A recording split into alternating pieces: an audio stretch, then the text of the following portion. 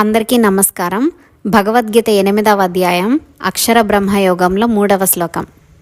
శ్రీ భగవానువాచ అక్షరం బ్రహ్మ పరమం స్వభావోద్యాత్మముచ్యతే భూతభావోద్భవకరో విసర్గ కర్మ సంగితః.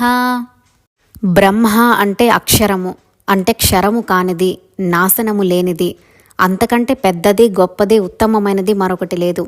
మనం ఈ ప్రపంచంలో చూసే వాటన్నిటికీ ఒక రూపం, పేరు ఉంటుంది. అవి పరిమిత కాలం మాత్రమే ఉంటాయి. తర్వాత అవన్నీ ఏదో ఒక రోజు నశించిపోతాయి లేక మార్పు చెందుతాయి. కానీ ఏ రూపము, నామము లేకుండా, ఎటువంటి మార్పు చెందకుండా, నాశనం లేకుండా ఉండేది బ్రహ్మము. దీనినే మనం పరాప్రకృతి అని కూడా అనవచ్చు. అధ్యాత్మము అంటే స్వభావం. తీయగా ఉండటం చక్కెర స్వభావం. చక్కెర ప్రతి కణంలోనూ తీపిదనం ఉంటుంది.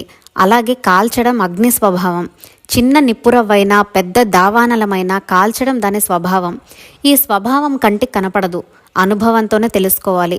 అలాగే శరీరంలో ఉండే చైతన్యం కూడా దాని స్వభావమే. చైతన్యం శరీరంలోనే కాదు, బయట కూడా ఉంది. కానీ శరీరంలో ఉండే చైతన్యం శరీరం యొక్క స్వభావం. ఈ స్వభావం అంతటా విస్తరించి ఉంటే దానిని బ్రహ్మ అంటారు. పరిమితంగా శరీరంలో ఉంటే దానిని పరిమిత చైతన్యం అని అంటారు.